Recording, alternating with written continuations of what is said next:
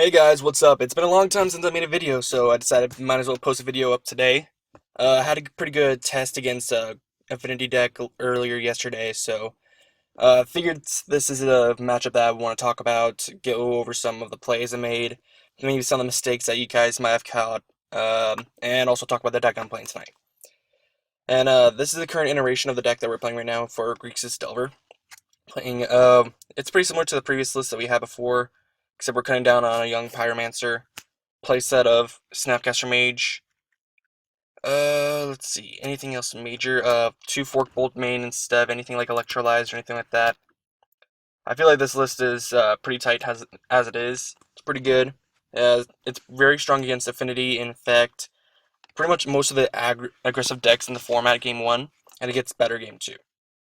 Especially with cards like Fork Bolt. Sideboard changes, we made actually quite a few changes for the sideboard. Like Engineer Explosives, Spell Skites are the same as before. We took out Death Shadow in favor of 2 Vampiric Link, just as more of a safety net against burn. Because the biggest thing against burn is that our Snapcaster Mages are essentially turned off when their opponent plays Eidolon the Great Revel. By playing Vampiric Link instead of Death Shadow, Eidolon the Great Revel not only gains us life, but negates Eidolon the Great Revel's ability. So Snapcaster Mage can Snap Bolt or Snap Counter or Snap Cut anything that we need without having to take 4 damage just from casting those 2 spells. Hurkyl's Recall is added in as more hate for Affinity. The reason why I like this over cards like Shatterstorm or Vandal Blast or stuff like that is because, first off, what it does is that it deals with Edge Champion for 2 mana. That is huge. And also, if you do this at the end step, you get to kill Glimmervoid on your turn. Well, I'm not exactly sure on how the ruling will be. Like, if the ability can go, if Glimmervoid's ability goes on the stack, I'll pull up the card for you.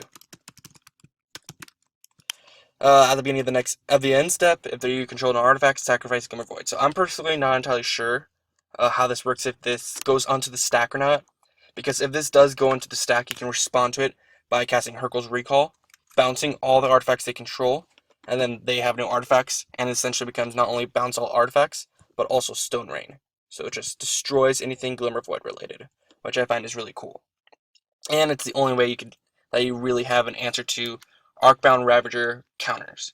So like if your opponent decides to sack everything to Arcbound Ravager, move it to another creature or to another land or something, you could just Hurkyl's Recall, remove all the counters, you start back at the beginning, which I really like about the card. We're also playing a Surgical Extraction as hate for the combo decks and graveyard-based decks, mainly for Griselbrand, for Amulet Bloom, those kind of things. Just, what's your best card in your graveyard? Okay, let's see what you're playing. Let's see what's in your hand, see in your library, so we can be able to get cards like that out of the way. Also useful against Tron, if you decide to Thought Scour your opponent, and they have a Tron piece in their graveyard, Thought Scour it away, or Surgical Extraction it away, and they can no longer reach Tron. So, nice little combo there. And then we're having one Jace Architect Thought as a Haymaker against Abzan or Jund.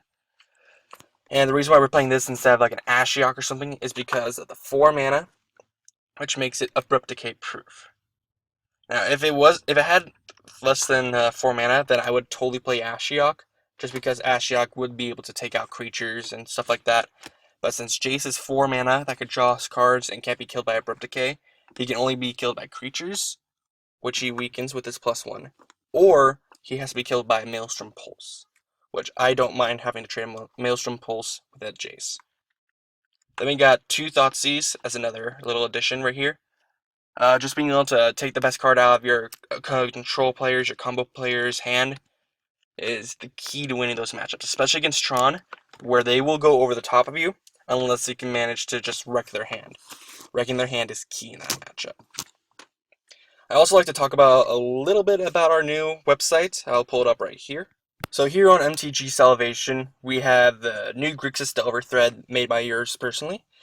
And what we've done with this is that we've been able to update the deck a bit more on this Safari site.